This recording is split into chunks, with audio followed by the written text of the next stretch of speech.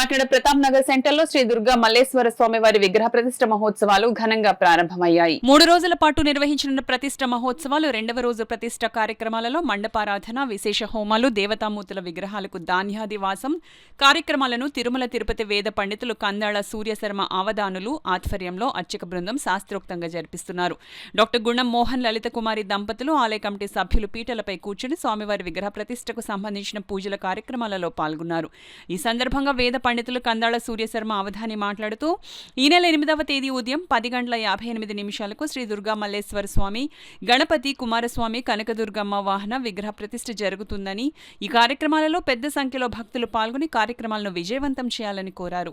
అమ్మవారి యొక్క దివ్య పునఃప్రతిష్ఠ కార్యక్రమాన్ని భక్తులు, ఆలయ కమిటీ సభ్యులు, అలాగే డాక్టర్ గారి యొక్క దంపతులు కూడా మీరందరూ సహకారంతో అమ్మవారి యొక్క ఆలయంలో పునఃప్రతిష్ఠ కార్యక్రమములు నిన్నటి నుంచి ప్రారంభమై ఈ 3 రోజులు త్రయాణిక దీక్షగా అత్యంత వైభవోపేతంగా తిరుమల తిరుపతి దేవస్థానం వేద పండితుల యొక్క ఆధ్వర్యంలో చాలా విశేషంగా కార్యక్రమములు జరుగుతున్నాయి.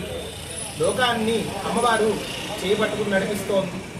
అందుకని సమస్త ప్రాణులు సుఖశాంతులతో ఉంది, విశ్వమంతయు కూడా సుఖశాంతులతో ఉంటూ ప్రతి వారికి కూడా ధనధాన్యములకి లోటు లేకుండా అష్టైశ్వర్యములతో కులతూడుతూ ఉండాలని మన యొక్క సనాతన హైందవ ధర్మంలో జరిగేటువంటి ప్రతి పూజ కూడా విశ్వశాంతి కొరకు అని చెప్పి మీ అందరికీ తెలియజేసుకుంటున్నాము.